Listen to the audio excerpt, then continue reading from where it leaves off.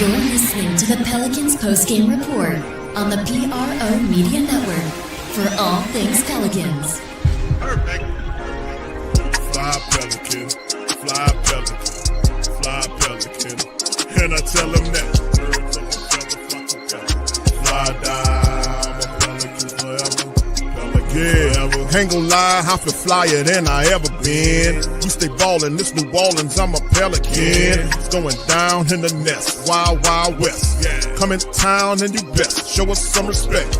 3-point threat, I better make it rain. If it's up, then don't jump stupid like your ankle sprain. Always said, never hate the player, hate the game. Jumping where the dame late, punch a train. Post game, big Q, talking about business. Bird gang, YouTube, they ain't flocking with us. Lock up the division mission, get into the finals. Finish competition, then it's going win the title. I know this flyer than you can get. Such a threat that the refs just might call a tag. You could double, you could press, but you can't check. Right, left, slide by you like a Eurostep. Fly Pelican, fly Pelican, fly Pelican. And I tell them that birds of a feather flock together. Fly down, I'm a Pelican forever. Pelican forever. And never, and never, and never, and never, and never, and never say birds of a feather flock together. Yeah, fly down, I'm a Pelican forever. Pelican forever. Tonight was Atlanta doing the compliment that or the other way around? Pretty much we were living in transition the whole time. You know, we just could not get our hands on them. We could not generate any type of physicality on either side of the ball. They were just a more aggressive team. The pressure, you know, they're big. They're big and they're physical. You know, generate any type of aggression on the defensive end. We needed that tonight to score against that team. We needed to turn them over. Obviously, we had a hard time doing that. Just really slowed down on offense, and y'all were struggling to gain any rhythm. What do you think was some of the reasons? Well, to their, you know, what happened is, you know, they put Dyson on Queen. You know, they were going to take him out. They weren't going to let him play make tonight. It forced us somewhere else. We could have done that, and he stole the ball 2 times, I think, trying to feed Queen. So that's great. You know, that's an area we got to grow in. And I'm sure we'll see this again. I would anticipate more teams do this. They put a little more, you know, aggression on him and see how this is the first time that's happened. So we got to adjust. We had a hard time playing through him. We had a hard time generating advantages downhill. We weren't in the paint as much as we have been in the past. You know, we're missing some guys that can do that. You know, so to their you know, to their defense, they're long, they're aggressive. They switched all our stuff, all our action. They kept us in front. And in those situations, you got to create advantages. You know, and they had Porzingis on Peavy. Tonight we were trying to play through Micah Peavy to go at their 5. I mean, that's a challenge for our offense. I don't think we played any game or practice this year where we said, Peavy, you're going to be the screener and you roll, and now you're off ball. You know, and if we put Dyson in the action, they switched all that stuff too. So they're well coached. They know what they're doing. Like that's now we have to counter as we move forward and, you know, and adjust there. So these are all new things that we're and challenges we have with this group right now.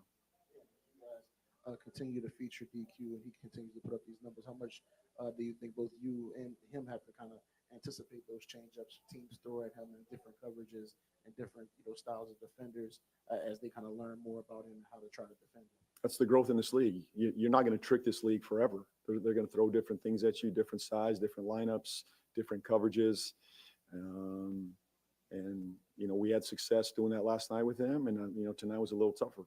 And they're an aggressive defense. They're a very good defense. They're long. Porzingis is at the rim. Dyson does a hell of a job on the ball.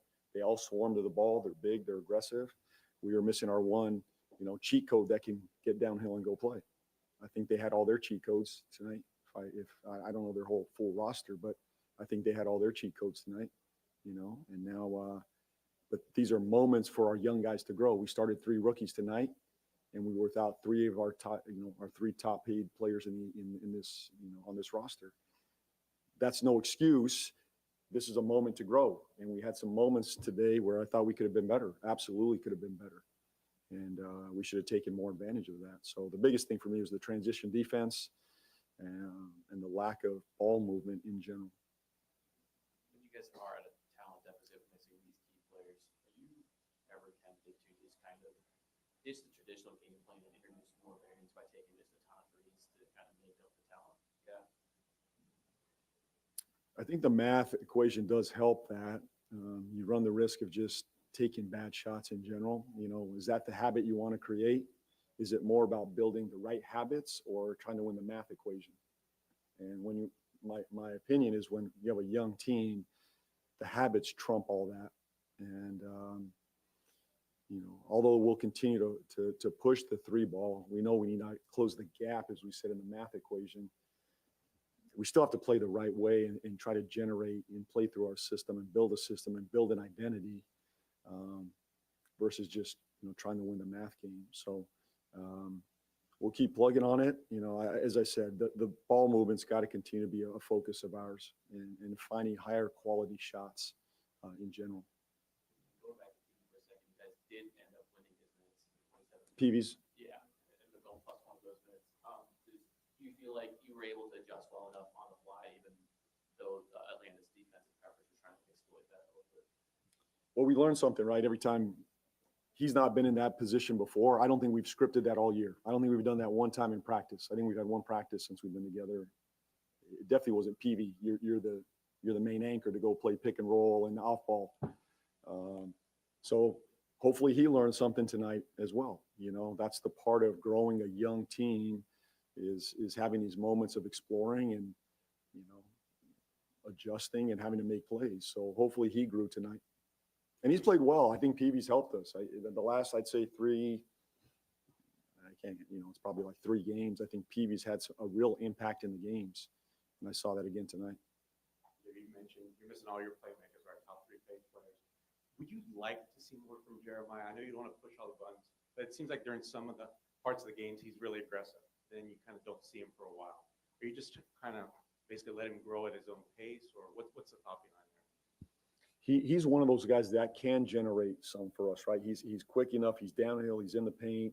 Obviously tonight they switched a lot of his stuff. He has to continue to grow in transition, making the right play. He got to the rim how many times tonight in transition? I think he missed some bunnies that he's going to look back and say, I got to go finish those. And he does. I think that's a strength of his. He's got to continue to do that and then generate for other people. It's the balance. I think he's a natural, when I look at him, I think he's a natural scorer. That's what he's done his whole life, his whole career. Tony Parker was the same way when we got him in San Antonio. I was there. Tony had already been there. He's more of a natural scorer. Even when I had LaMelo Ball, he was more of a natural scorer. Even though he could play make at times, his instinct was to go score. I think Fears' instinct is more to go score. But how do we balance that with running an offense, running a system, and letting him go? We're trying to find all that. So even tonight, though, you could tell they were just trying to take all his stuff away, switching all his pick and rolls, making him play one-on-one. When he did get downhill, they were swarming him. They were in the paint. But I think probably could have found more opportunities to be aggressive in transition there. Going back to Atlanta's aggressive defensive coverage, there were moments where they were trapping Jose pretty high up there, putting a lot of size. Just how would you like to counter that if you were to see something like that moving forward?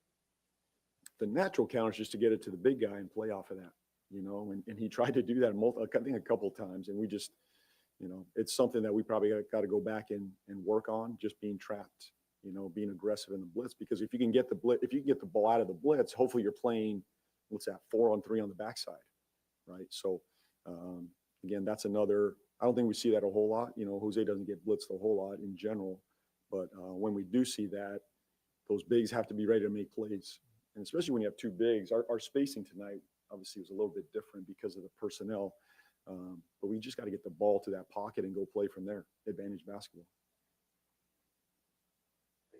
Thanks, guys.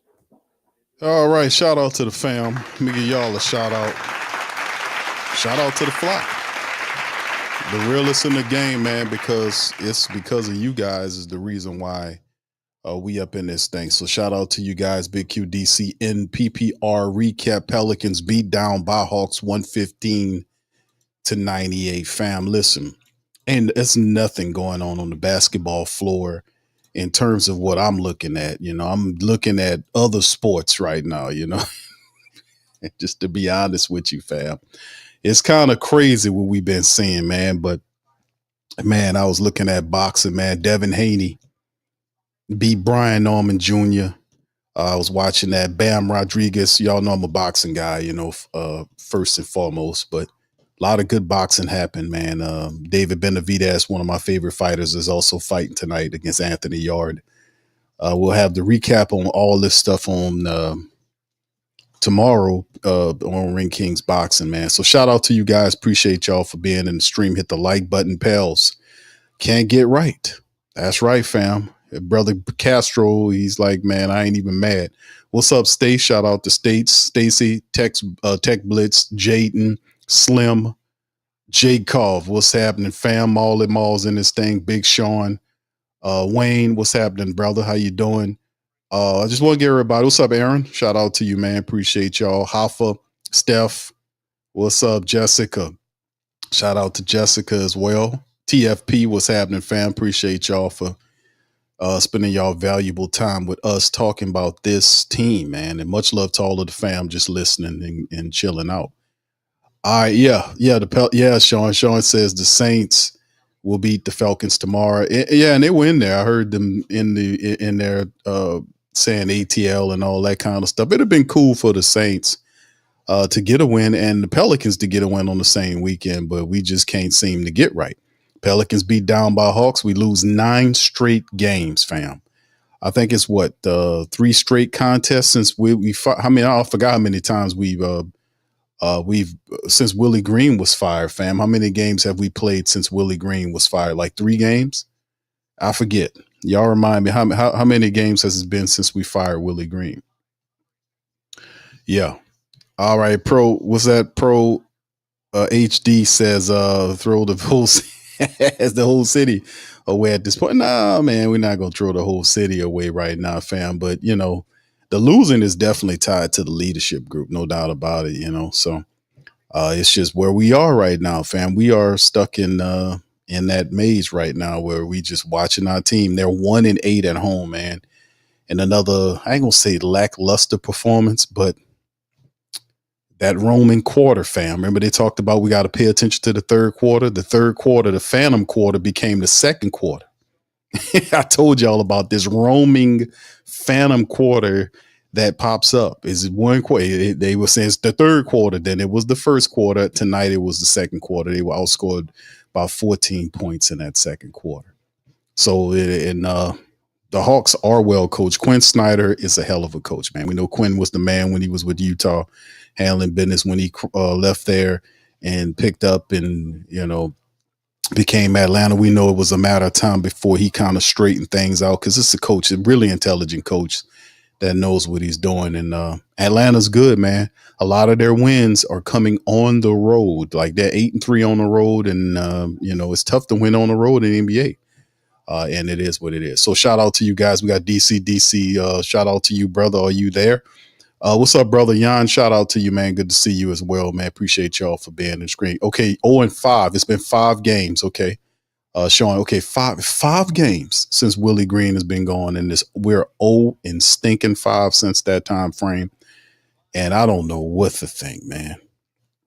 I don't know what to say about it, fam. I'm like y'all, man. Watching this happen, man, and it's just abominable, man. Our defense is just. The rebounding, the fundamental stuff is just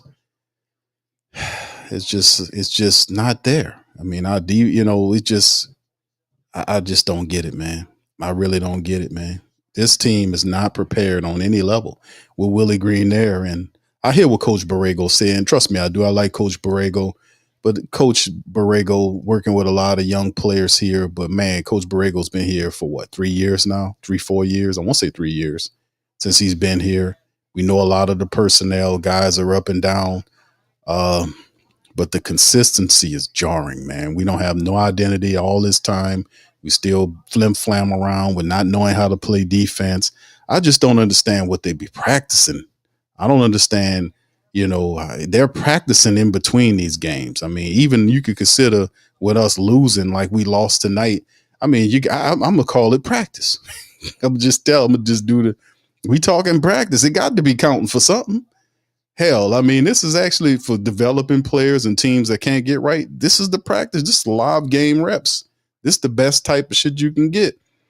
But it's just like, man, damn, man, we can't consistently do anything right, fam. We can't do anything right, fam. It's just troublesome. But anyway, let's hit the stats, man. DC will chime in. I know, he doing something right now. We'll chime in with the stats, man. Y'all do me a service. Hit the like button, man. We in this thing now. The Pelicans, man, 35 of 84 tonight for 42%. The Hawks were 42 of 91 for 46%. Look at the 3-point shots, man. These people shot almost 20 3-point attempts more than the Pelicans. They hit double the amount of 3-pointers than the Pelicans. They were 17 of 46 from downtown for 37%. The Pelicans were 8 of 27 for 30%. Now, they did hit 83% at the foul line, 20 of 24, versus what the Hawks did, 14 and 19 for 74%. That's positive. They did out-rebound the Hawks, 48 to 42. They did not out-assist them, 28 to 21. The Hawks did the steal thing, 6 to 5 and 7 to 6 on the blocks. And the Pelicans turnovers went up. The Hawks had single-digit turnovers tonight. 7 turnovers, very efficient play by the Hawks, very disciplined tonight. 7 turnovers with 9 points given up versus the 18 turnovers they forced the Pelicans into, and they got 25 points off of that. Single-digit turnovers by the Hawks tonight. Fast break game was won by them 15-8. Pels did win the point in the paint battle 52 to 42. Largest lead was 24 points at one time for the Hawks. The Pels was 7. The box stats, individually speaking, for the Pelicans tonight, because we know Zion didn't play because of a back-to-back. Herb Jones was shut down because of a calf issue. And Poole and Metkovic were all pushed to the 24th. So we'll be watching out, man. And like I said, man, the next game we got coming up against the Bulls on November the 24th. I'm gonna wait to see what the Pelicans are gonna do in terms of Poole, because in getting Zion back, we need offensive firepower. We need a fulcrum, a focal point for the offense to flow through. And hopefully we can get some of these guys that's making $30+ million a season back to help the young team get its legs. We spend a lot of money on players that are not contributing consistently. It's almost $40 million to Zion Williamson, $30+ million to Poole, and both of them on the shelf. We need these expensive players to contribute. Their weight in gold is like what they're being paid. They need to contribute. We need these guys back in here playing, man. All these guys making this money, that includes Herb with his $15 million or whatever it is, are being outplayed by people that are making a fraction of what kind of money they're making. Come on, man. Y'all got to get it together. 115.98. Now let's get into the individual dollar right here. We look at it. Trey Murphy, actually, it's Derik Queen, the rookie. He led the team in scoring tonight. 32 minutes, big minutes for our rookies, man. All of the whole 2025 class, it's just, these guys have been awesome, man. Without their contributions, the Pelicans would just be mollywopped. This would be an evisceration, as opposed to it just being them getting popped down. It would have been an evisceration without our offensive contributions and defensive contributions of our rookie class. 20 from Queen in 32 minutes, 6 of 14 from the field. He was perfect from the foul line, 8 of 8. He finished with 9 rebounds, 3 assists, and 2 steals, and a block for Derik Queen. The Big Easy, man, continues to contribute on a high level. His production over the last 3 games have been out of worldly. Quiet in the bullshit talk about those picks. Queen is really making those guys eat their words. And of course, 19 points from Trey Murphy. In 31 minutes, he was 6 of 16 and 4 of 10 from the downtown, 3 of 4 from the foul line. Trey had 19 points, 9 rebounds, 4 assists to go along with 4 turnovers as well. Outside of that, 18 from Saddiq Bey in the starting role, did much better tonight. 28 minutes, 18 points, 6 of 12 from the field. He didn't do that well from downtown, 1 of 5, but 5 of 6 from the foul line, 11 rebounds, 5 assists from Saddiq Bey, right? And then, of course, after that, Only other double-digit scorer was Jeremiah Fears in 31 minutes. He kind of had an off night, 11 points, 5 of 13 from the field, 0 for 1 from downtown, 1 or 2 from the foul line, 4 rebounds, 4 assists. He had 3 turnovers in the steal along with a block. Then, of course, Peavy was in there for 27 minutes. He gave 4 points. He was kind of off, 2 of 7 from the field. He was 0 for 3 from downtown, 3 rebounds. Tough cover for Peavy tonight. Had a tough assignment in there. And of course, off the bench, not much to talk about, man. You've seen Jose Alvarado in 17 minutes finish with 8 points, an assist and a rebound. In 20 minutes, Bryce McGowan's had 9 points on 3 of 5 shooting, 3 or 4 from the foul line, along with a rebound. Seeing him, the end of the bench guy. And then, of course, you've seen 5 from Jordan Hawkins in 19 minutes, 2 of 7 from the field. He did hit a 3-pointer. He was 1 of 2 from downtown. And then, of course, you look at 2 points contributed by our bigs in Kayvon Looney, had 2 points, 5 boards in 14 minutes. Eve Messi in 21 minutes of action, 2 points, 3 boards, 2 assists, 2 blocks for Mr. Messi. And like I said, man, Pelicans, man, just it's just sad. And this is a team, and like I said, I think the Hawks was a team that we should have. These last 2 games are games that we are supposed to win, because if you can't beat the Hawks, and no disrespect to the Hawks, right? We know the Hawks play really well tonight, and the last 2 games are games that if you're the New Orleans Pelicans, you got to mash down intelligently, and you got to get these wins. At some point, you got to get pissed off, man. You got to get as pissed off as the support base, man. You got to get pissed off. You got to go out there. You got to get pissed off, and you got to bully yourself into a win, man.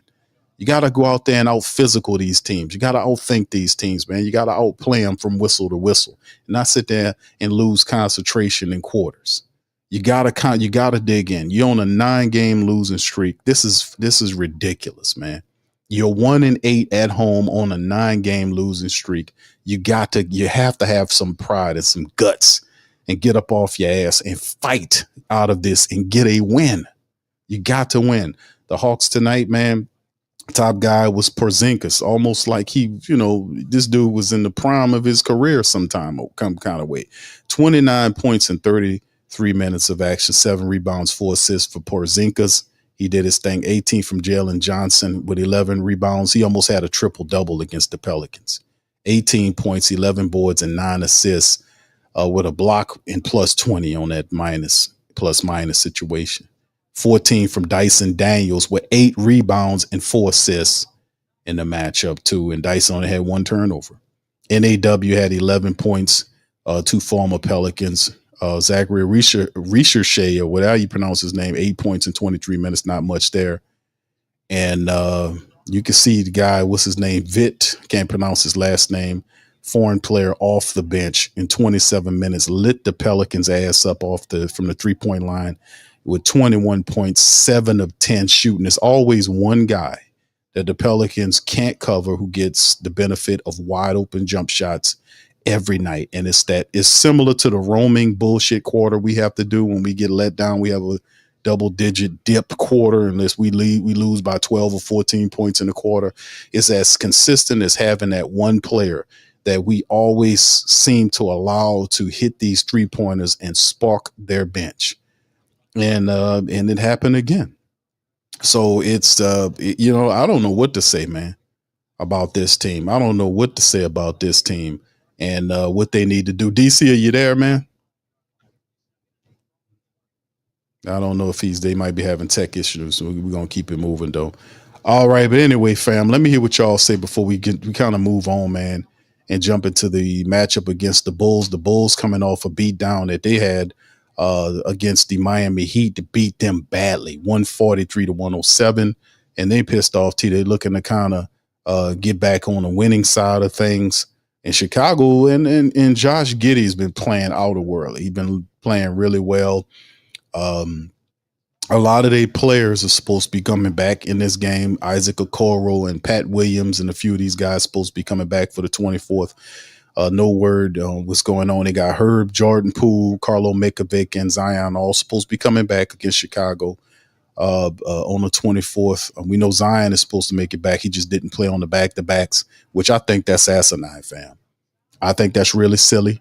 That Zion Williamson is not playing on back-to-backs. I think he needs to play on back-to-backs because we need to make sure that Zion Williamson is no more protecting the Zion Williamson thing, man. There's no more protecting Zion Williamson. Zion needs to play in these games, man. I'm not blaming it all on him, but I mean, shit. You know, he good enough to play a game, but we can't allow him to play the back-to-back. But if it was anybody but Zion Williamson, he would be playing the back-to-back games. I mean, your team needs some firepower right here. You heard, Coach Borrego saying he working some of his offense through Peavy. I mean, shit. Where these $30 million players at when you need? We got three $30 million players and all of them on the shelf right now. All of them on the shelf. Three $30 million players. You got almost $100 million worth of player contract, and they all on the shelf. They can't contribute anything. It's just real crazy how we got it all maddeningly dysfunctional in how this team is, man. 9 losing streak. I just don't like it, man. I don't like losing. I don't like bad basketball or bad football. I don't like it. I don't like people getting paid a lot of money to not produce and just to sit down and spectate, and these guys are cool doing it. And I'm not cool with this stuff, man. I really am. I'm not, man. I'm not cool with this. Every night watching this team get handled like this. I'm tired of them talking about stuff that we already know. And Borrego is he talks about it more intelligently than that other guy does, but still in all, that don't mean nothing if we can't fix it. Hell, jeez. All right, man.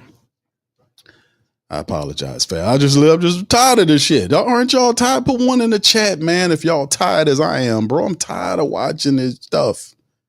I'm tired of watching this stuff. It is crazy. Almost $100 million worth of player contracts on the shelf. They can't provide 1 point. Murray, Zion, Poole, almost $100 million worth of players. And they can't provide 1 single point to help be a fulcrum for this team to play through. We got the rookies out there, family. All of the rookies in the starting line are busting their ass trying to help the team win. And they're actually doing, they're outperforming the guys we paying money. So, I mean, it's just, and you could throw Herb in there too. He been playing like he hurt. I don't know what's going on with him. But anyway, shout out to y'all, man. Dog says we actually clearly, yeah, you got out coached. No, you right, dog. Dog, you 100% right. Quinn out coached the piss out of them, bro. Bro, they was insane. They were the Hawks. Or like I said, man, I watched a couple games with the Hawks. The Hawks really good on the road. They're really comfortable on the road. That says a lot about a team. Like they got 8 road wins, right? They're just a 10-7 team. They got 8 road wins. That says a lot because our team can't even win in their building. They got 1 win in their building. They can't even galvanize and take the love and the support of home and use that as a base to be able to build some confidence in good basketball. Having them on the road and having them at home is the same thing. And that's crazy to me. That's crazy to me. But you're right. Yeah, they got out coached badly. JB's not a bad coach. I'm just saying he got his ass handed to him. It seems like we doing that every night, bro. If it's different ways that we seem to can't get it right, man. We need to take a picture of your boy from a life. And that needs to be the image of the Pelicans. We can't get it right. Yeah, look at all the ones. Thank y'all, man. Miggy says we just need DeJounte. And yeah, I know it sounds simple, bro, but man, right? It sounds simple. We just need Murray to stay healthy. We just need Zion to stay healthy. We just need Poole to stay healthy. We need these guys to stay healthy, but we can't seem to get them on the same line at the same time.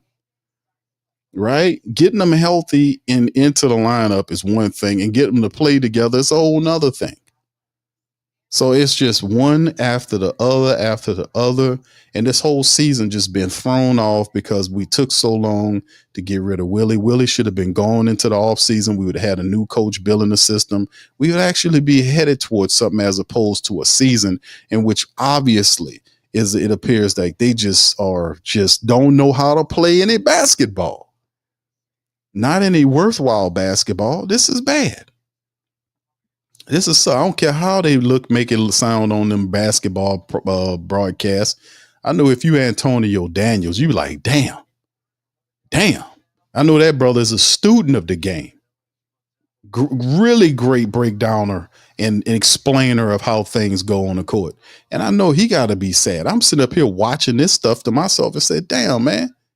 You know, it's just crappy, man. It just sucks. It just stinks. Yeah, I know, Jess. Jesse, I thought Poole was supposed to play. No, they backing him up. We don't know what's going on with these players, man. Yeah, that's right. That's right.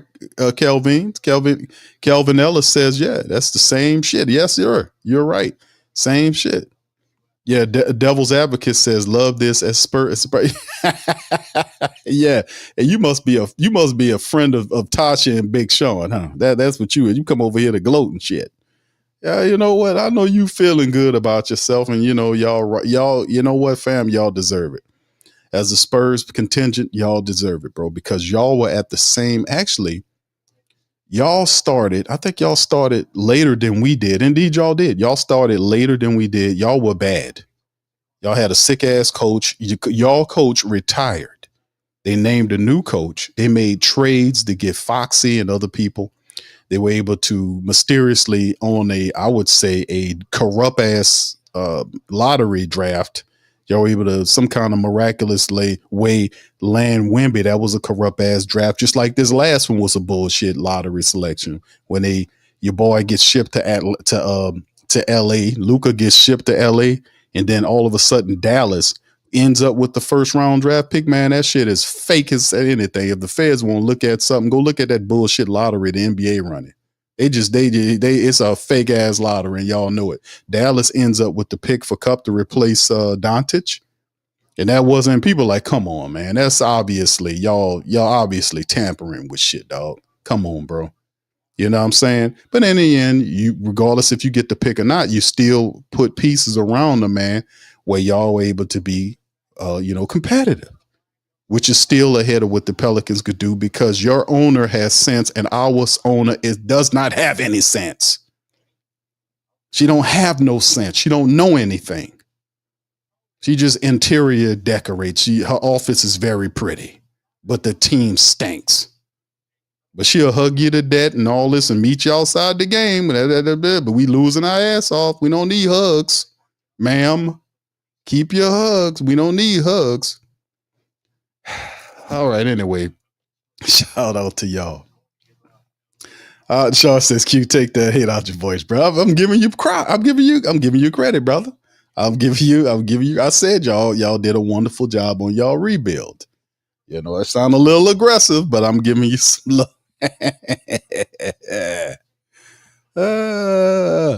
All right. Anyway, man, that's right. Harper too. That's right. Don't forget Harper. They got Harper over there in Castle. Hell, what was the other point guard they gave up to get him? What was the guy didn't they get the little guy from Minnesota? What was his name? The little speed demon Minnesota has as a point guard. Then they have that pick and then traded that. I mean, them people was just doing good shit. They was just doing wonderful stuff. And we weren't. We were dealing with foolishness, nonsense, and dumb stuff. And look where it's gotten us at. To 2-15 and 1-8 at home.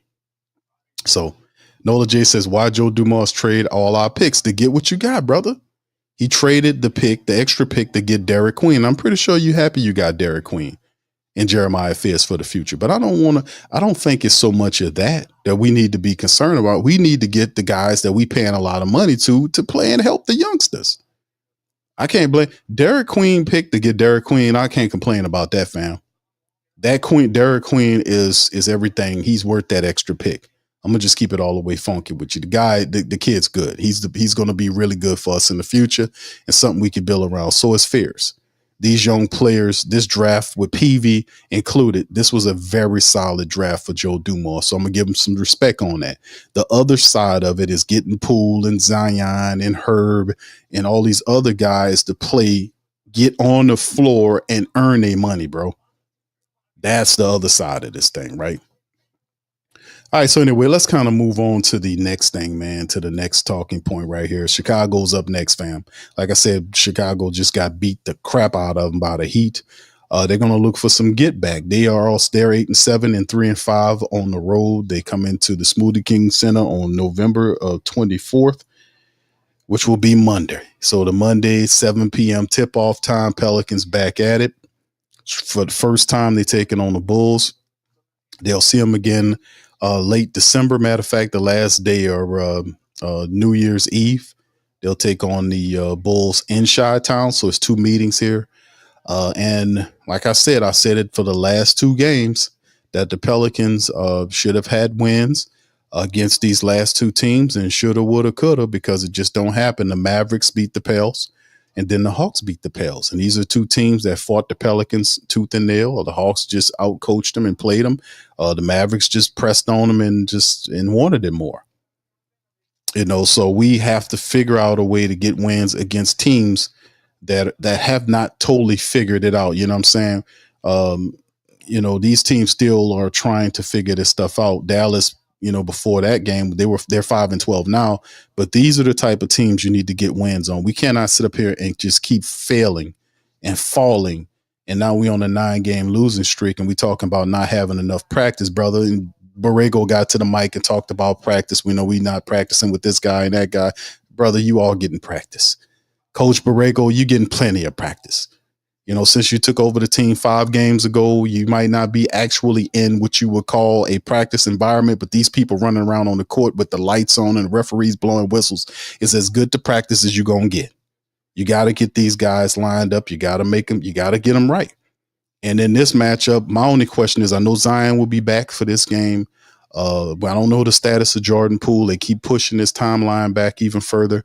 So we're going to wait for word from the medical staff. And what are we waiting for, Big Q? Go ahead, DC. You got it, brother. You can talk about. I'm all on to the Bulls and Pels preview. But go ahead on and talk about basically what they're about to do. We ain't missing nothing tonight. Well, I mean, they could do a recap or view the tape and do a playback. The tape. I'm talking about Chi-Town, brother. What they about to do to the Pelicans? They could do what the Hawks did. The Pelicans can't guard open shooters. They don't communicate well on defense. People get off on them. It's double the makes on 3-point shots versus what they do. It's too many wide open looks. Other teams outperform the Pelicans, wanted more. So, they getting out coached on a regular basis. Guys act like they don't know how to play no defense. They confused here or there. And on top of all of that beautifulness I just mentioned, your big money earners are not on the floor to help these young people win. $100 million on the bench. On the bench. Zion, 39 million, Murray's 30+ million, and Poole's 30+ million on the bench, on the shelf. Go ahead, bro. You got you want to add to it. Go ahead.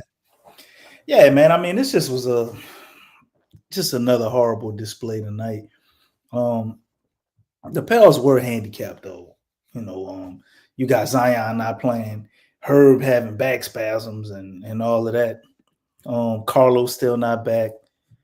So they are down some players they would have needed. We would have needed at least a Zion back or 2 of those guys to be able to handle Atlanta. But that's still no excuse for them to go out and just have the horrid performance that they had, man. I remember one time. You see, Trey Young didn't play tonight, brother.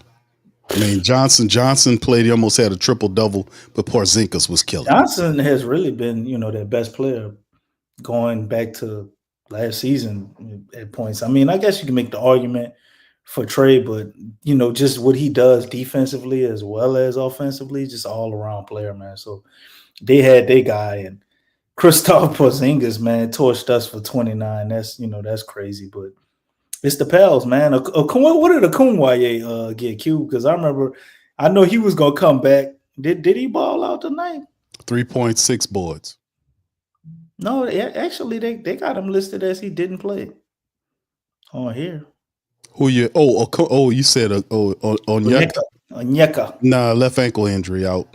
Yeah, but Vit tore our ass up, man. This man bro, this is like what you were saying, just open 3-point shooters. It's like every game we come in, the team is like, all right, look, we know you can shoot, but this dumbass team, they don't know you can shoot. So we just go every time, bro. This dude hit 7 3-pointers on us, bro.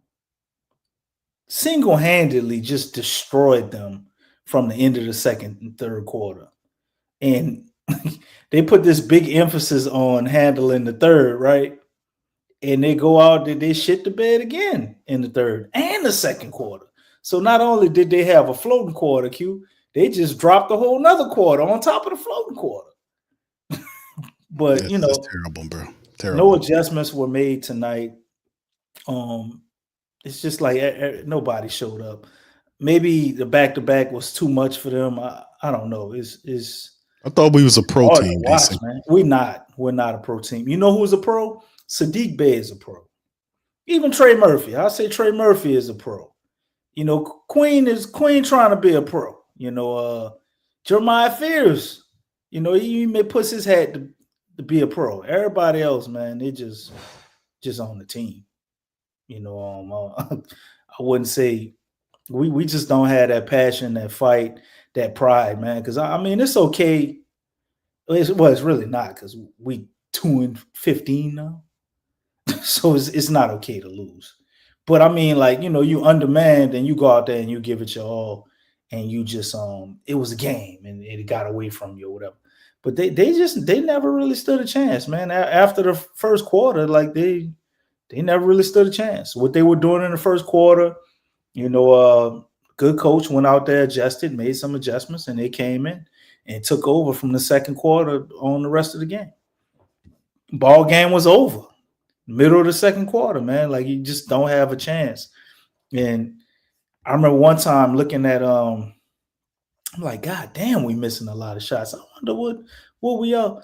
Man, we were 35% from the field when I checked it. I'm like, God damn.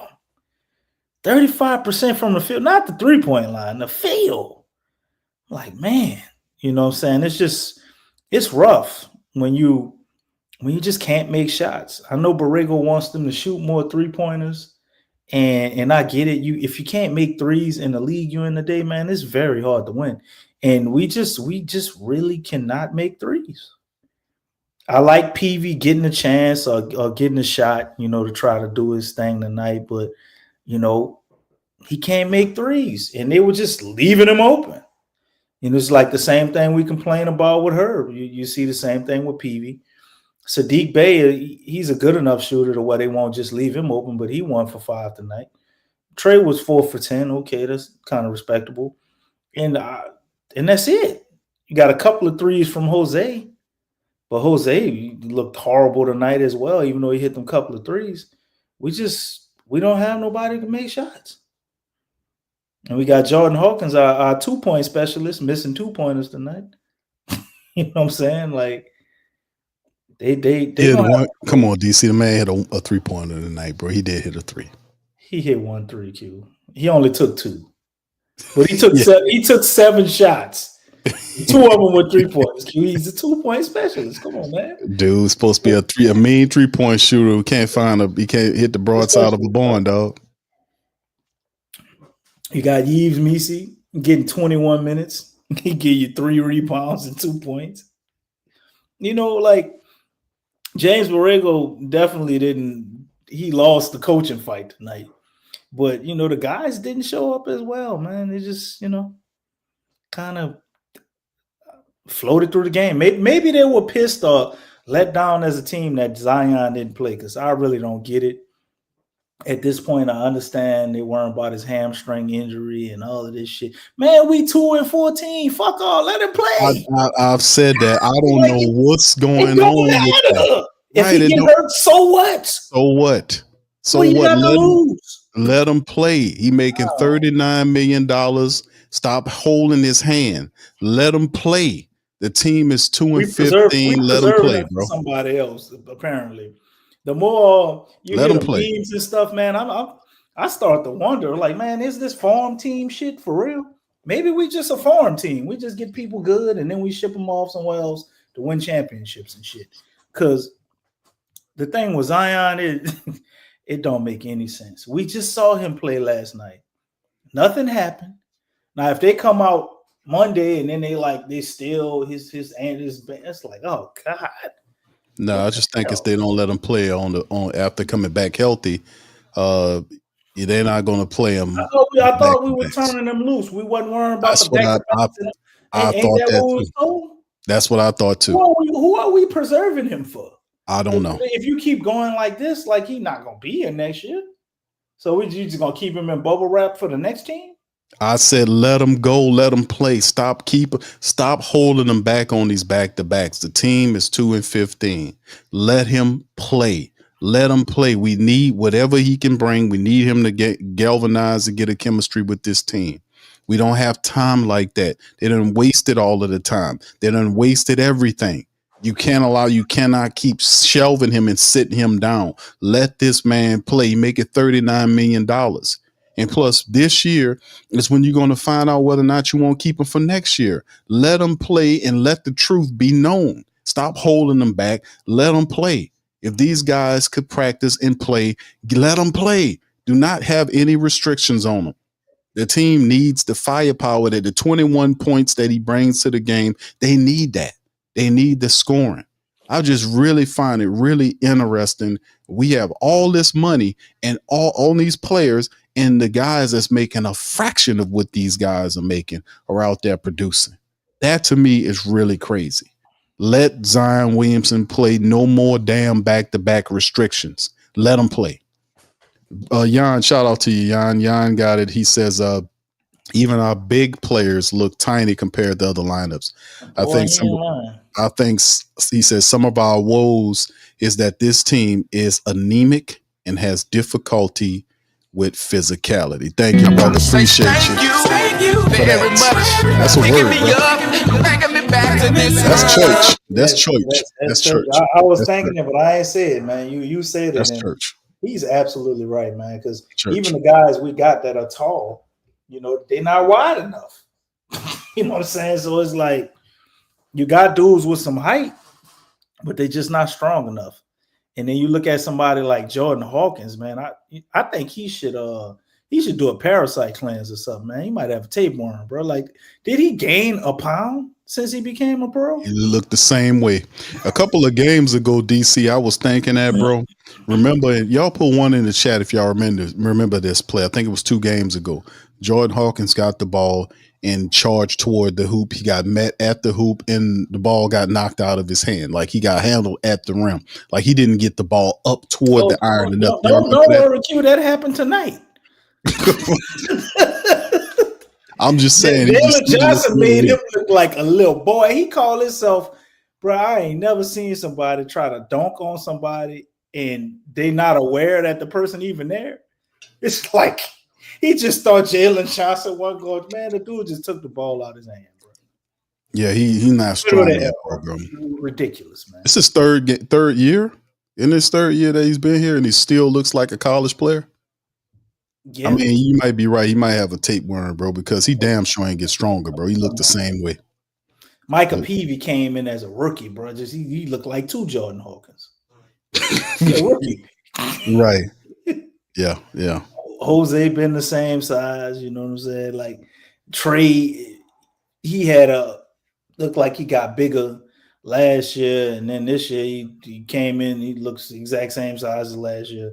Like our strength and conditioning program is trash, man. Yves Nisi, he looked like he put on a little muscle. You got Sadiq Bey out there. Sadiq Bey could be our goddamn center. He probably looked like the strongest guy on the team. Then. Yeah, and Sadiq brought that with him. He brought that with him here, DC. He was already that. He brought that with him from another team. But we can't handle physicality. My man Jan hit it on the nose. Any team that play physical, we definitely gonna have problems, man. Sad game, man. So let's talk about it, DC. You say everything is trash. Everything, Jacob Velo. I wouldn't say everything is trash, but we definitely need mad, man. They're mad, DC.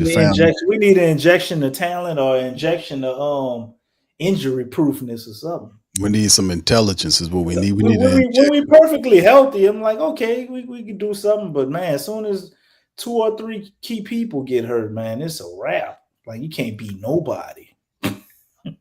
because and the thing is, you playing through the players, DC, and that's done. We still haven't had the identity. Like their effort is there, but it's still no identity right there. What a wasteful season this has become, man. All because this lady decided to keep this dude, and it done ruined everything.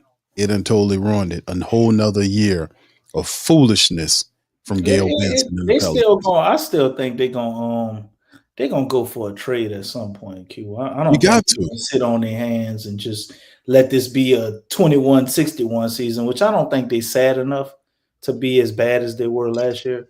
But they gonna go and get something. And to be honest, if you get the right player, it might not even necessarily take a starter.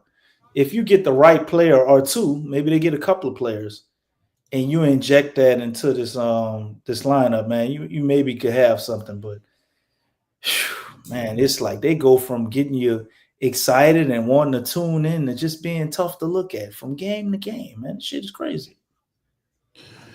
Yeah, I mean it's ugly. The ghost of Willie Green still haunts us, Q. Hey man, listen, bro. I don't know where we go from here because if you're Joe Dumars, you're watching the team and you're saying what the problem is, and I don't want to keep beating a dead horse, but we need the big money players to be on the floor. We got to stop. Number one, stop babering Zion Williamson. Stop holding them back on back-to-back games and let them play. Let him play. That's number one. Number two, they need to figure out what's going on with Jordan Poole because we got to have that scoring there. He With was shooting around today, but they didn't activate him. No. So I mean, that's the whole point. Number one is let Zion play. Stop holding them back on these back-to-backs. This is the last season that the Pelicans are going to be doing, with this whole Zion thing because the money done changed, it done elevated, and plus he needs to play to see if he can mesh with what you have going on here. If not, then Zion Williamson will be the vestige on which you accrue picks and possibly players for him in trade. Because somebody gonna find something to do with him. The Pelicans have totally screwed all of this up. A responsible organization could take. You can't tell me that an OKC, not saying that they'll trade for him, but a responsible organization is what I'm talking about. Or Boston, or Miami, or San Antonio, or OKC. If they had a Zion Williamson, what he would look like. What he would look like in an organization with accountability and a good a good health staff and direction and an identity. These players would look differently somewhere else. Here, there's no accountability. You got a lying ass owner lying about meddling in the team, was the one that's directly responsible for the outright destruction of how everything started off and then backs out of it. So, I mean, this whole situation about bullshit with the team comes down to the leadership group. It's shitty leadership. Look what's happening with the Saints. It's the same dumb leader. But at the end of the day, you cannot hamstring Zion Williamson. You have to let him play in these games. We need whatever he can provide. And if he's not the answer and he shows you that he can't do this, that, and the third, it's time to package him and get him the hell out of here and get picks to help Fears and Queen and all these other guys moving forward. This is the end. This is all. There is no tomorrow for Zion Williamson. It's only today. It is today. His tomorrow is now. All of that years of missing all of these games and all of this time needs to stop, and him collecting money for sitting on the bench watching the game like you do needs to stop. They could have used him tonight. There was no reason to hold him down like, oh, he can't play tonight because he's going to get hurt. But 2 days from now, he can play. Get out of here with that. If he could play Monday, he could have played tonight. Come on, man. It's just what I think, man. But anyway, DC, thoughts on Bulls, Pels, man, before we shut up. Well,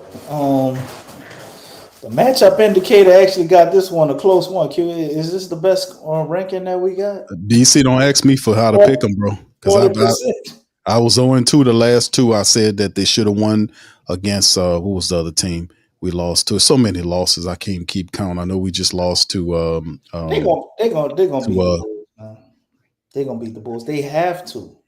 oh, here we go. Here we go. I said them same words the other night that we got to. And all they did was lose. But they If get I Zion told you back. Zion wasn't playing, I'm sure you probably would have changed your tune, right? No, I would have still said we could still beat. I thought we should have beat the Hawks without Zion Williamson. I thought we should have still been able to win it. Because I clearly watched Zion, basically make life easy for everybody.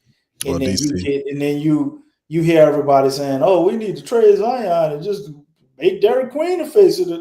I'm like, y'all, No. not see he made life easier for him. Like, what are you talking about? No, he's still a guy that they have to pay attention to on the floor. They just was messed up at the end of the game. I think if Zion plays, whoever they play, we gonna get a 10-point lead every time Zion out there, man. If they got it going, we gonna get a 10-something point lead. Now, it's an NBA team, so 10 points ain't nothing. Another team come back, make that tight.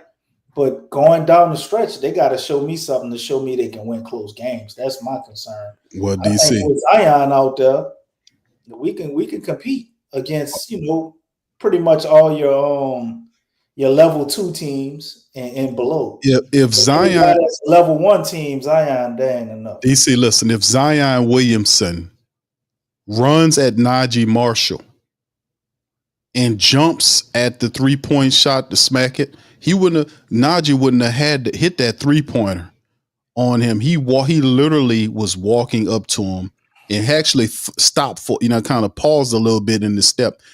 What kind of closeout is that? You got a guy wide open on the 3-point line.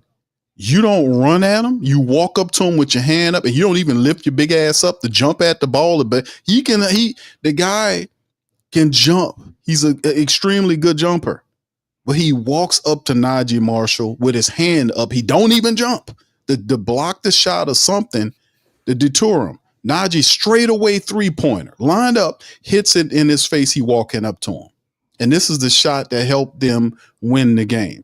See, that what I'm saying is that's something that you supposed to know as the star player. You have to have the effort. You cannot do that. I'm still mad about that from last night. Like, if he runs at Najee Marshall, jumps, he might get a fingertip on the ball. He might force Najee to move over to take a different shot. He might have forced him off the 3-point line. Something could have happened better than him walking up with his hand up and the guy hits a 3-pointer that basically decides the game. He could have just ran him off the line and they scored a 2-pointer and then the game is tied. I mean, but DC, instead of them taking the lead. But I'm saying he could have missed that. What I'm saying is simple basketball. Man. Simple basketball. Do Borrego have to tell you to run at an open 3-point shooter and don't walk up to him with your hand up? I mean, I was pissed about that, man. I was like, what is he doing, bro? Come on, man. Where's the effort? This is the $39 million star we got here that misses so much time. And then in the clutch moments of the game, the guy walks up with his hand up and don't even jump at Najee. It hits the shot on him that ultimately decides the game. This is the star. This is the guy, the son of the solar system of the Pelicans. All the planets traverse around his gravity. And this is what we got. Seriously? This is the effort?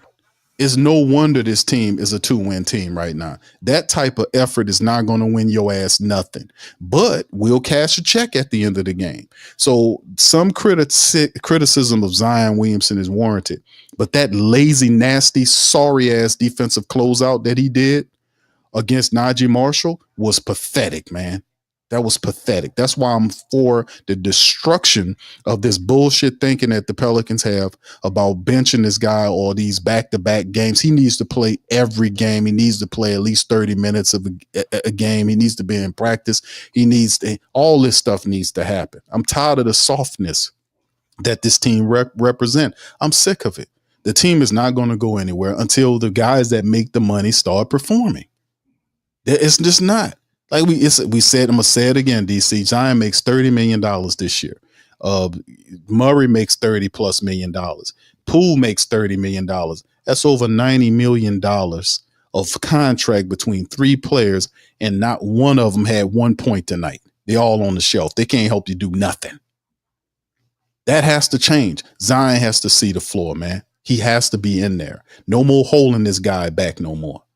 And chastising him. Borrego, I know his defensive is not his mindset. He's more of an offensive guy than anything. But Zion Williamson, you was coached by other coaches that way better than Borrego. When you was at Duke, you had one of the greatest coaches of all time. And I know he would have blasted your ass for running out there like that. Man, come on, man. The effort is what's killing this team. The intelligence and the effort and the attention to detail is killing the Pelicans right now. Games we should have won. Both these games, at least these last 2 games, should have been wins. They can't even galvanize the energy of the home crowd. They had 18,000 people that showed up tonight. And they couldn't even draw the energy of the crowd to put on a better performance. They got ran out of their own building tonight. And they on a 9-game lose. I just can't stand it no more, man. I'm tired of how the Pelicans conduct business. It's not how we're going to get anywhere. We're not going to win games. We're not going to compete. We're not going to do nothing as long as this type of behavior is permitted. They're not even pissed off, DC. They're not even pissed off. These guys are all nice and smiling and you know, keep your head up. All this. How you go 18 for 42 in the paint? As a team, bro, that's insane. I don't know, bro. You not upset? But you know what, Q? We had 3 rookies in the starting lineup. Why would they be upset? They don't know what they expect. No, I ain't talking about the rookie players. What vet do we have that you could see being pissed off? It ain't gonna be Trey. Trey too nice, right? Zion. Yeah, I guess in some respects you could say he too nice, right? I don't really know Sadiq. DC, hold on, DC. Let me ask you this, bro. Remember when I talked about the New Orleans Saints team, the 4 years of funk that they experienced under Dennis Allen?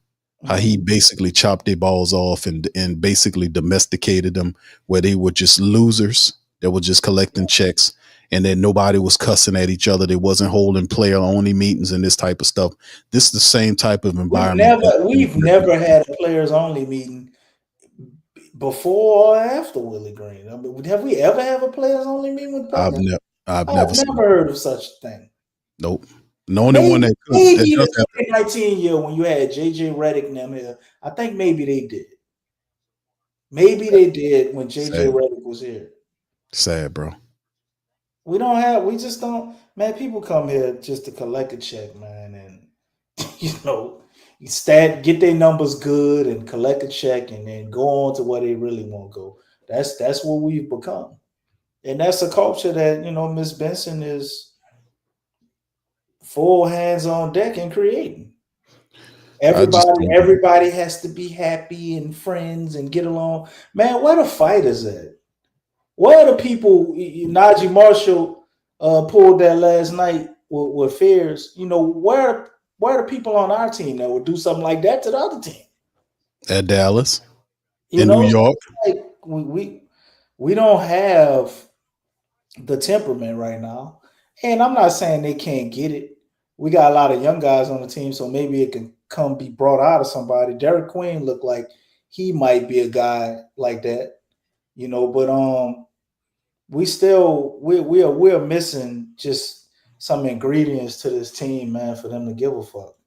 You know, whether that's coaching as well. Like, who are all these assistants that we got on the team that's just been here forever, man? Like, every time they saw what your boy name is, Casey, didn't he survive like 3 different coaching staffs?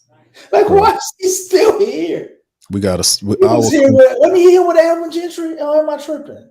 I want to say he was, bro. I want to say he was. What does he do? I don't know what he does. And the thing is, the assistant coaches, we actually looked up and down the list of the assistant coaches. I was thoroughly unimpressed with these assistant coaches, man. I really was. Borrego was the guy because I respect his offensive temperament, But this team is they need a disciplinarian, man. They need a guy that's a bit of an asshole that got a championship ring. They need somebody that's going to say it's my way or the highway. They need that type of stuff because all this other crap about being family and all this nonsense, all that has poisoned the last 4 years with David Griffin and Willie Green, 4 or 5 years of these players like Herb Jones, who was a dog, and now he has no dog in him at all. There's no dog. Whatever Herb, because Herb was nasty. This other stuff that we've seen with Herb, that has been pulled completely out of him. You don't see Herb Jones in there doing all this other kind of stuff. He's doing stuff trying to get to the basket with 3 guys on his back blocking them out. You know, just non-smart play, that stuff that we've seen before. It's like, man, this is totally not who we know. You know, but it's that environment. The last 4 years, 5 years under Willie Green, the 5 or something years under David Griffin, with all this soft stuff that they were talking about, has completely taken the dog from out of these players that have that aggression to them. You know, even a guy like Jose Alvarado, who is a bit of a rider and a guy that will fight, even he's been kind of dialed back a bit with Jose Alvarado. You know what I'm saying? So the Zion Williamson, he has no dog in him at all. I mean, he doesn't command the ball consistently. He doesn't force his way into games. Well, listen, I want to play. Y'all can't keep. If you mean to tell me if Zion Williamson was healthy and he's good to go, they could stop him from playing. If he was healthy to go, if he says he went to Joe Dumars and say, man, this team is losing, you need to let me go. I'm clear about a thing. I know y'all being a little extra, but if I could play tonight, if I can play on Monday night, I could play tonight. If he did that, I'm pretty sure they will let him go. But it's too much of the same stuff. And why would he buck the trend? He's still getting paid. They still getting game checks. So in the end, the only people that's really suffering is y'all. I'm tired of hearing about the nice guy stuff with the Pelicans. You hear Draymond and all these other guys talk about the Pelicans being soft, and they are soft. People get physical with the Pelicans. They get all out of their game plan. That's a sign of a soft team. Not only are they soft, but they also are not intelligent in many aspects. They're not intelligent. They lose focus too easy. And I'm not talking about our young guys because they're still learning, but a lot of our veteran players don't know how to close out. They don't know how, they ball watch too much. They don't communicate well. Every game, there's wide open 3-point shooters. They're doubling up the 3-point makes and attempts on the Pelicans all nights. There's some guy, whether it was the Golden State Moody guy or Vit tonight, it's always a 3-point shooter that's getting 5 to 6 or 7 shots on the freaking Pelicans. What was the other guy that did it to us? What was his name? Grayson Allen lit the Pelicans up the same way Vit did tonight, and Moody did the other. Right. So I'm like, man, it's systemic because the Pelicans are systematically bad. They don't communicate well on defense, and they do the same stuff every night. And until they fix that, and there's so many things they have to fix. The man like, hold on, before I even fix this, I got to fix this shit first. And see, this shit right here, this shit right here, see the carburetor right here, this carburetor right here, this shit fucked up. You got to take this out. And it's so many things, DC, that's broken down that he can't address everything. He got to deal with one thing at a time. It's so many things going wrong out there, bro. It's so many, but the communication, all of that, it's just not good. And I'm tired of saying, I'm like, we are not supposed to be this bad basketball wise when they had all of these guys practicing. What the fuck have y'all been learning if this is what you turn out every night? I just don't understand, bro. But you got the floor. That's all I got, bro. Yeah, man. I mean, you're absolutely right. And my pet peeve, really, it's just anything, man. For you to be a loser is already sad, but for you to continue to lose the same way, it's just like insanity. Like, how do you keep getting your ass kicked at the 3-point line? Like, you can't figure this shit out. Don't leave people who are good 3-point shooters open. Run them off the line. Okay, if they got a layup, that's still better than just giving up fucking 7 3-pointers.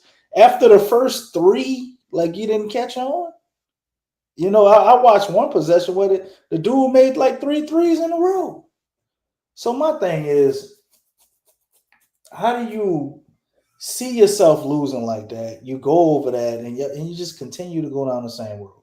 And it brings me to the conclusion of maybe they're going through practices. They don't have enough time to go through film and highlight these things. Who are you gonna put that on? Coaching or the schedule? I mean, they play, back to back. Then they get 1 day off and they playing again. And I don't know how many games. James Borrego, has he even been the coach for a full week yet? It's 5 games right now, DC. 5 games in the span of, it's got to be like maybe 8 or 9 days. I know, bro, but still in all, nobody wants to hear that when he's familiar with these players. They've been trying to run an offshoot and stuff, and so people still want to see results, I'm just trying to narrow down what the problem is, because I see certain things look different, and then other things it's just like more the same.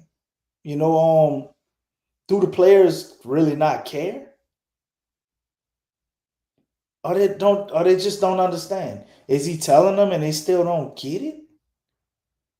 Because for you to keep losing the same way, man, it's just crazy. And maybe that's James Borrego's system, man. Maybe his thing is he's not gonna let the best player beat you. Well, if that's the case, I don't understand how the hell Micah Peavy is guarding Pozinski. And wait, did I say his name right? I'm talking about the unicorn. They gave him the nickname Unicorn. Porzingis. What is Micah Peavy doing guarding Porzingis, Q? I was asking the question, DC, but I was trying to get. This is second coming of Jose getting on them unintelligent switches, right? Bro, I was trying to give Borrego I was trying to give him the benefit of the doubt because I respect Borrego's coaching his coaching strategies and his knowledge. But we have bigs on the team. We can throw at Porzingis, whether it's DeAndre Jordan, whether it's Eves. I mean, we got guys 6'11", 7-foot guys that kind of throw at Porzingis in numbers to kind of, not allow them to get close to the rim. We do have some bigs that we can mix in there to kind of make it a little bit more difficult. I thought that was the purpose of having these 7-footers, that when you have a 7'3", a 7'4" man like Porzingis, that you don't give him the benefit of having a key matchup against PV, who's 6'4". I'm not 6'6". What is PV? 6'5"? DC? About 6'7". 6'6", 6'7" against a 7'3" Porzingis? No, sir. Mismatch. Mouse in the house. That's what they call it. Mouse in the house. And he definitely ate tonight. No doubt. He got all the cheese from the house tonight. Bro, it's crazy, man. So we're going to be back here Monday. And hopefully we'll just continue to see more of the same, man. It's nothing more uninspiring than just keep watching your team get their ass kicked the same absolute way as last time. We had a break in the action with Zion playing against Dallas. It's like, okay, they lost a different day, but this loss looks just like a repeat of all the other ones, especially when Willie Green was still the coach. They just didn't they ain't have it tonight, man. They didn't even show up, It's tough for everybody. I mean, nobody really had, to me, like just an awesome performance or some type of, oh man, you see what they put together? No, it's just everybody just look off. The one thing I did see is I would wonder, Sadiq Bey, it seems like a trend, man. He just seems to play better when he's in the starting lineup than coming off the bench. Yeah, I've kind of I've seen that, man. Like we talked about Sadiq Bey, that he's looked better in the time. I think he's averaging 26 to 28 minutes a night, and he's actually his numbers are more solid than Herb's numbers. But I don't think he'll get the start over Herb because Herb makes the money. He makes money. He's one of these players that the Pelicans are playing. And I think Sadiq Bey have a very friendly contract, but he's better than Herb Jones. His body is where Herb Jones. I mean, he's a guy that you can see got a bag offensively. The man got all kind of moves. He's physical. He ain't scared of contact. He hits the three. He plays defense. He's smart. He dives on the floor.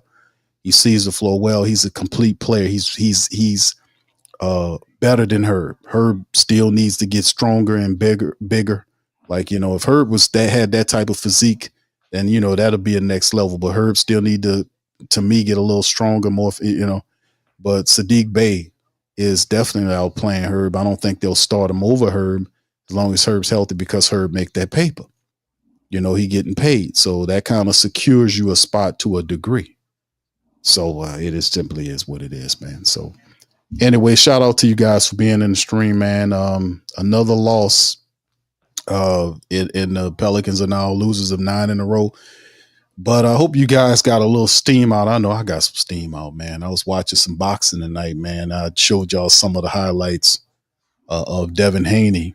Well, he trying to shake off that PTSD, huh? Dog, he punched down on Brian Norman Jr., man. I was showing the highlights for the family members, man.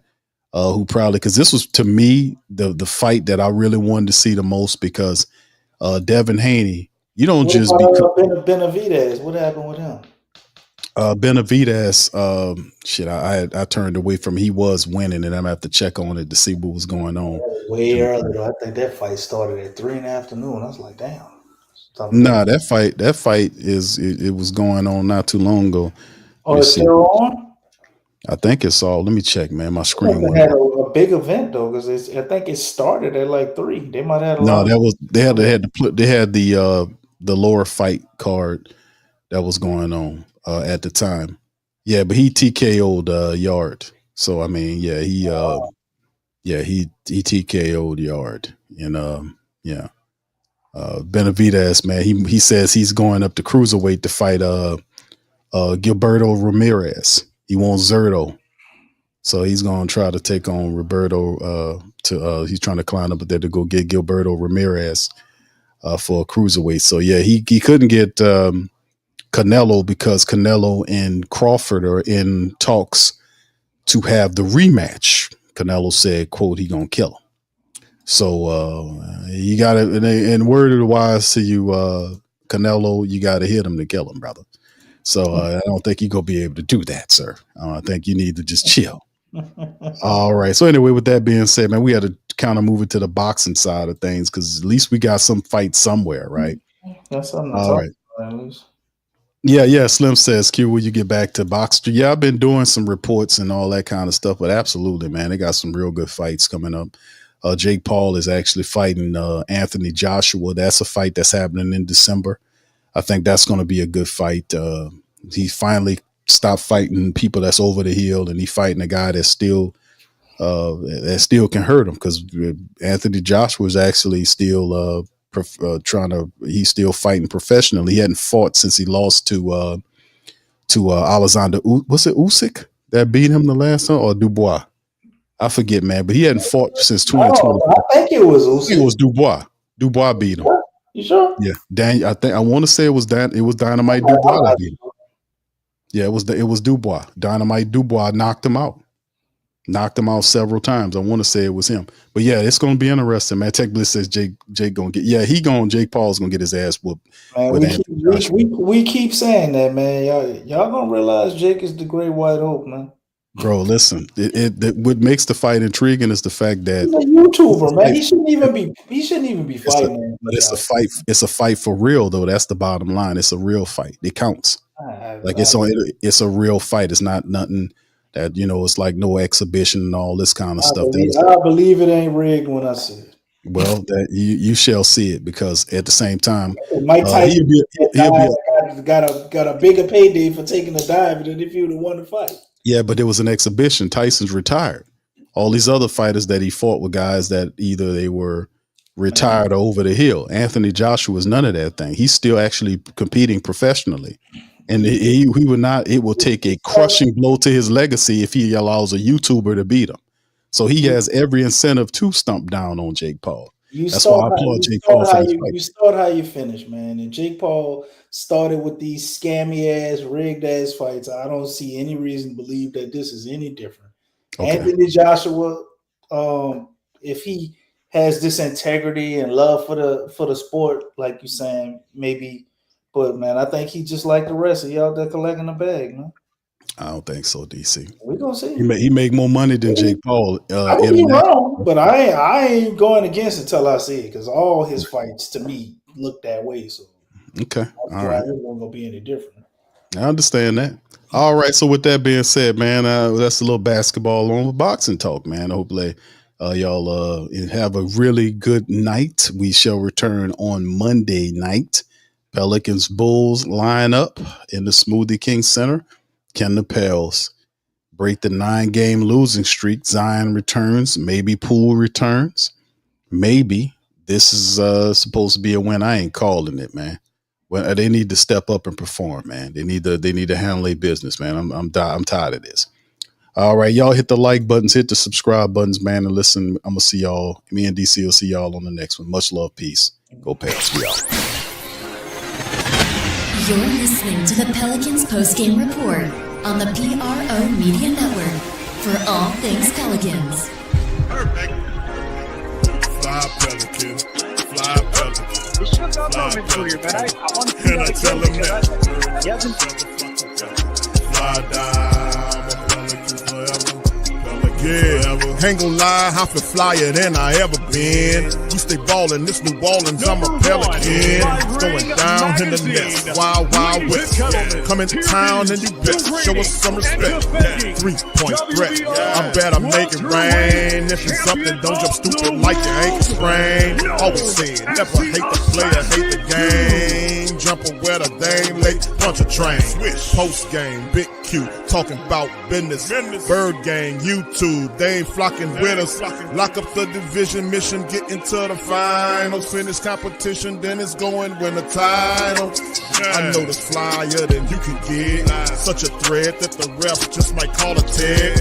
You could double, you could press, but you can't check. Right, left, slide by you like a Eurostep. Fly Pelican, fly Pelican, fly Pelican. And I tell them that birds of a feather flock together.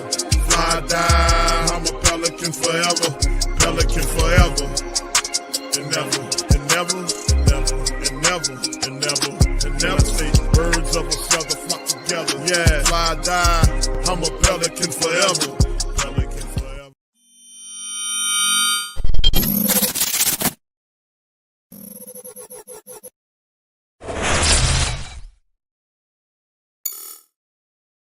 Hey, New Orleans!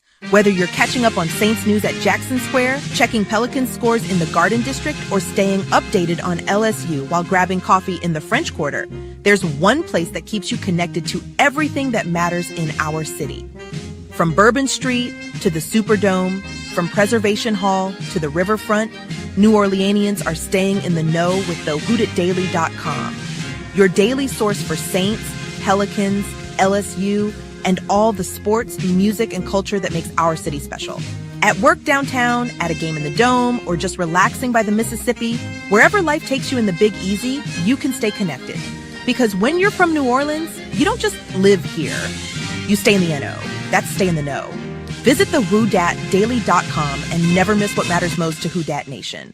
Stay in the NO, you stay in the know. Welcome to the Pro Shop, where we create authentic NOLA-inspired clothing for men, women, and children. From Saints jerseys to Pelicans gear, everything's crafted right here in New Orleans. Whether you're shopping the Pro Shop, the Pel Shop, or the Pro Shop Kids, we've got your whole family covered with genuine merchandise that represents our city's spirit. Check for links in the description section below or in the chat.